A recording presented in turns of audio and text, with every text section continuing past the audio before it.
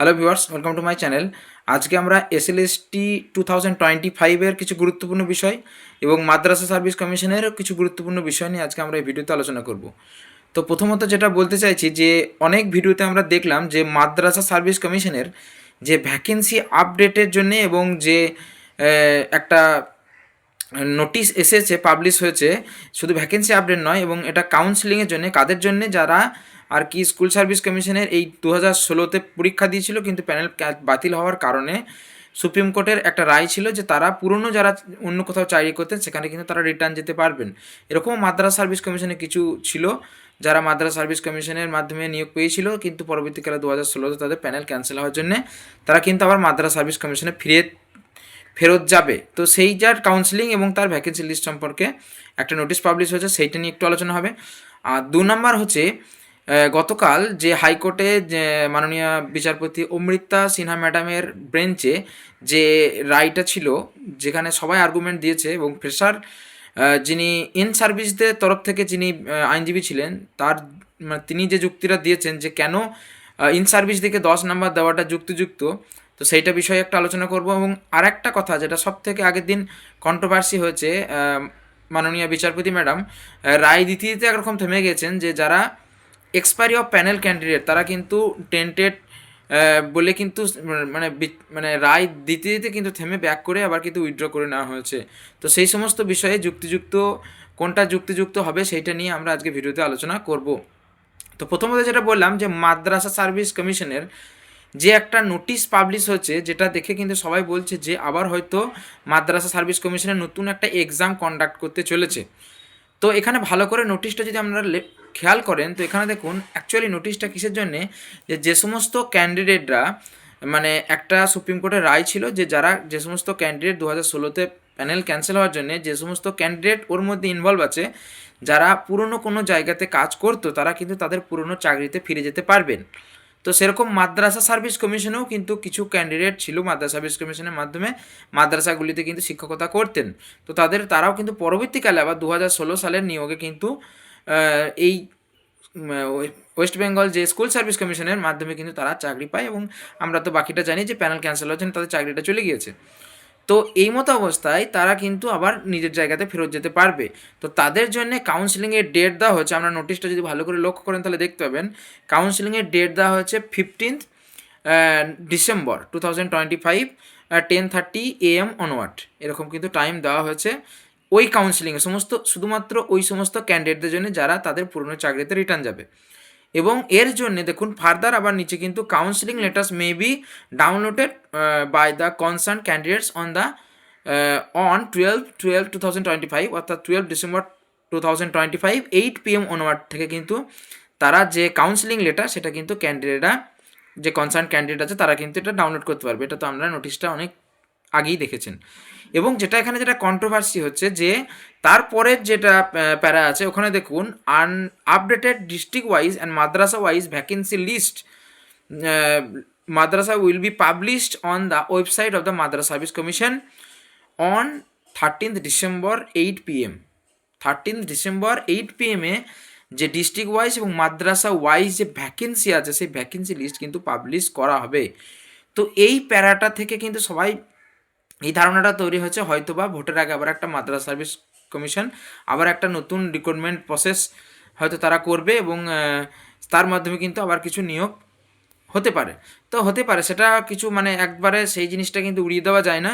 কিন্তু তার পরের প্যাসেজটা যদি একটু পড়েন তাহলে দেখুন এখানে বলা আছে all concern candidate are requested to check the updated vacancy list carefully and check the official website of the commission on regular basis for updates. অর্থাৎ যে সমস্ত কনসার্ন ক্যান্ডিডেট যারা বললাম ওরকম রিটার্নের ব্যাপার আছে, যাদের 15th ডিসেম্বরে কাউন্সিলিং আছে, সমস্ত সেই ক্যান্ডিডেটদের উদ্দেশ্যেই কিন্তু বলা হয়েছে যে আপনারা আপডেটেড ভ্যাকেন্সি লিস্টটা যেটা 13th ডিসেম্বরে পাবলিশ করাবে সেটা আপনারা দেখুন এবং সেই মতো আপনারা কিন্তু কাউন্সিলিংয়ে সেখানে কিন্তু সেখানে কিন্তু কাউন্সিলিংয়ে সেটা জানাতে পারবেন। স্বাভাবিক ব্যাপার, ধরুন আপনার যদি লোকাল কোনো স্কুলে ভ্যাকেন্সি আছে কিনা বা আপনার নিয়ারেস্ট কোন স্কুলে ভ্যাকেন্সি আছে সেটা যদি আমি আগে থেকে অ্যালার্ট থাকেন তাহলে আপনার কাউন্সিলিংয়ে সেটা কিন্তু সুবিধা হবে। তার জন্য কিন্তু 13th ডিসেম্বর এই লিস্টটা পাবলিশ করা হচ্ছে শুধুমাত্র ওই সমস্ত ক্যান্ডিডেটদের যাতে সুবিধা হয় যে ভ্যাকেন্সিটা মানে মাদ্রাসায় কতগুলো করে বা কোন ডিস্ট্রিক্টে কতগুলো করে আছে এইটা জানার জন্যে, যতটা নোটিশ থেকে বোঝা যাচ্ছে। কিন্তু বেশিরভাগ জন বা বেশিরভাগ ইউটিউবে যেটা বলছে যে এইটার জন্য নতুন নাকি আবার একটা মাদ্রাসা সার্ভিস কমিশন নতুন এক্সাম কন্ডাক্ট করতে চাইছে। তো সেটা হলে তো খুব ভালো কথা, এবং সেটা হলে আরও ভালো হয়, সবাই চান্স পাবে।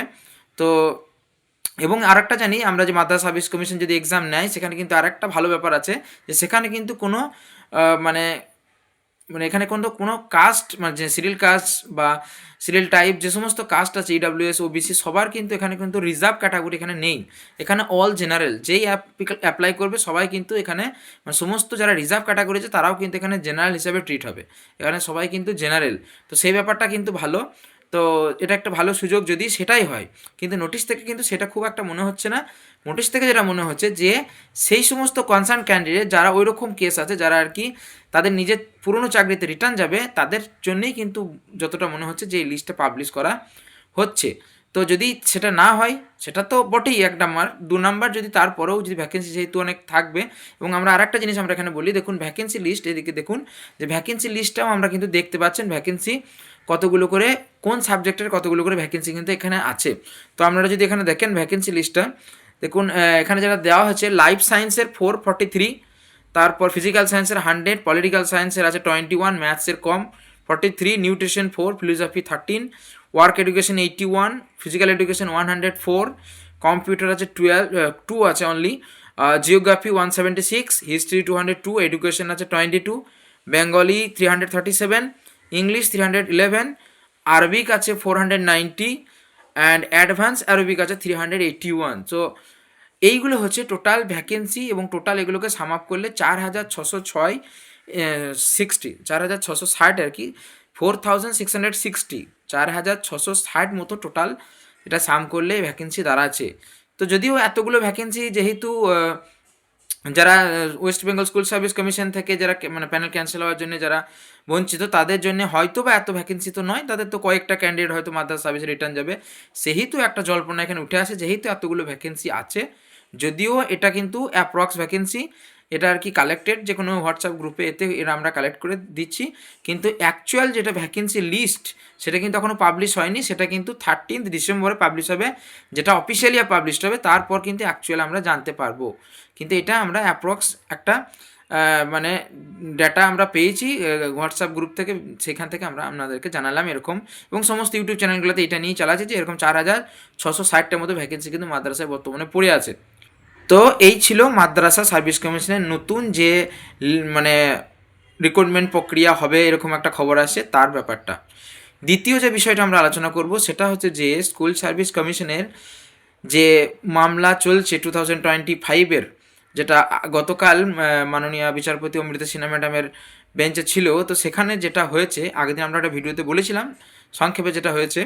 তো সেখানে দুটো পয়েন্ট আমরা আর একটু বিস্তারিত আজকে আলোচনা করব, যেটা হচ্ছে যে 1 নম্বর পয়েন্ট হচ্ছে যে ইন সার্ভিস টিচারদের, যিনি আইনজীবী ছিলেন মাননীয় আইনজীবী অনিন্দ্য ধর মহাশয়, তো তিনি যেটা আর্গুমেন্ট করেছেন যে ফ্রেশারদের একটা দাবি ছিল যে যদি ইন সার্ভিস টিচারদেরকে 10 মার্কস এক্সট্রা দেওয়া হয়, তাহলে এখানে কিন্তু আর্টিকেল 14 ভায়োলেট করছে। কমিশন যদি তাই করে তাহলে কিন্তু আর্টিকেল 14 কিন্তু এখানে ভায়োলেট হবে। তো যেহেতু এখানে সমান অধিকারের কথা বলা আছে, কিন্তু সমান অধিকার এখানে মেনটেন করা হচ্ছে না। তো এখানে কিন্তু ইন সার্ভিসদের যিনি আইনজীবী ছিলেন মাননীয় অনিন্দ্য ধর মহাশয়, তিনি যেটা বলতে চাইছেন, তিনি যেটা হাইকোর্টের সামনে আর্গুমেন্ট করেছেন, তিনি যেটা বলতে চাইছেন যে এখানে যে যারা ফ্রেশার ক্যান্ডিডেট, তারা নাকি যেহেতু তারা ফ্রেশার, তাই তারা একটু বেশি ইন্টেলিজেন্ট হবে। ঠিক, তারা যেহেতু ফ্রেশার তারা একটু বেশি ইন্টেলিজেন্ট হবে, কিন্তু যারা ইন সার্ভিস তারা নাকি মানে লাইফ স্কিলে বেশি দক্ষ হবেন, কিন্তু লাইফ স্কিলটাই তাদের ভালো থাকবে। তার জন্যে তারা কিন্তু সেপারেট করা যেতে পারে যে ইন সার্ভিস আর ফ্রেশার কিন্তু আলাদা, ফ্রেশাররা ইন্টেলিজেন্ট আর ইন সার্ভিসরা নাকি লাইফ স্কিল বেশি আছে। তো একটা ভাবুন যে যদি লাইফ স্কিল কারো বেশি থাকে, কেউ যদি 7 বছর একটা স্কুলে শিক্ষকতা করেন, তো তারই বা কি তার ইন্টেলিজেন্সের কিছু কি কম আছে? তারা কি কম ইন্টেলিজেন্ট? তাহলে এদেরকে ইন্টেলিজেন্ট আর এরা লাইফ স্কিল বেশি, এরকমভাবে কি করে দুটোকে ডিফারেন্সিয়েট করা যায়? যাই হোক, তিনি অনেক বড় আইনজীবী বলেছেন, তো এটা তিনি আর্গুমেন্ট করেছেন। তো দেখুন, এটা ভাবুন একবার যে ওদেরকে বলা হচ্ছে ইন্টেলিজেন্ট, যেহেতু এরা লাইফ স্কিলে বেশি, ওদের যেহেতু ইন্টেলিজেন্ট ব্যাপারটা একটু কমে গেছে। তো তাদের জন্য ইন্টেলিজেন্ট মানে যেহেতু লাইফ স্কিলে বেশি, তাদের যেহেতু এখন পড়াশোনার সঙ্গে অ্যাটাচ অতটা নেই, তো সেই তো তাদেরকে 10 নাম্বার এক্সপিরিয়েন্স দেওয়াটা খুব অযৌক্তিক নয় তার মতে। কিন্তু একটা জিনিস ভাবুন, যে 10 নাম্বার যদি তাদেরকে এক্সট্রা দিয়ে আগাতে হয়, কেন তারা কেন ইন্টেলিজেন্ট নয়? আর যদি যদি তাই বলেন, তাহলে যারা যারা অনেক বয়স হয়ে গেছে, মানে যারা হয়তো ইন সার্ভিসদের সাথেই হয়তো এক্সাম দিয়েছিল, সেই বছর ধরুন চাকরি পায়নি এরকম, মানে তারাও তো সমান সমান বঞ্চিত, এই যারা ইন সার্ভিস যারা বঞ্চিত টিচার তাদের সাথে সাথে, তো তাদেরও তো সেই একই অবস্থা।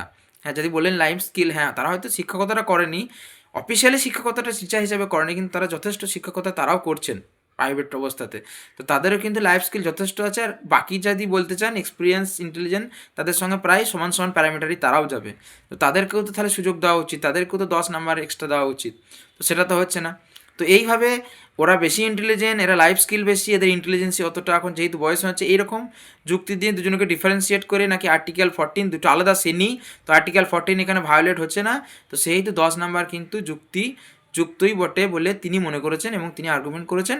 বাকিটা তো বিচারপতি মহাশয় দেখবেন যে কী হবে, কী রায় হবে, ফেসারদের পক্ষে যাবে না ইন সার্ভিসদের পক্ষে যাবে, সেটা আমরা পরবর্তীকালে জানতে পারবো। আগামী 6 তারিখে 6 জানুয়ারি কিন্তু এই 10 নাম্বারের ব্যাপারের হিয়ারিংটা আছে, তো সেই দিন আমরা ব্যাপারটা পুরোটা জানতে পারবো। আর ওএমআর যে পাবলিশ করার পুরো কথাটা, সেটা আমরা আগের দিন বলেছিলাম, এবং সেটা স্কুল সার্ভিস কমিশন এখন ব্যস্ততা দেখি সেটা করতে চাইছে না।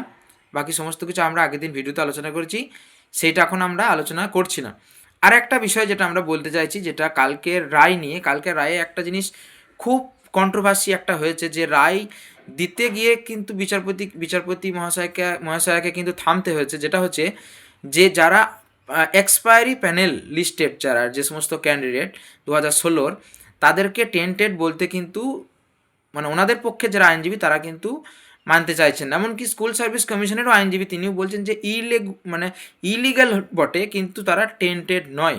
কিন্তু দেখুন এখানে দেখতে পাচ্ছেন একটা, আমরা এখানে রায়ের একটা কপি দেখাচ্ছি, যেটা ডিভিশন বেঞ্চ থেকে দেওয়া হয়েছিল এইটার রায়ের পক্ষে, মানে ডিভিশন বেঞ্চ থেকে এই রায়টা দেওয়া হয়েছিল। দেখুন এখানে 4th নাম্বার যে এখানে বলেছে, দেখুন the 363 in views of the discussion above we issue the following directions.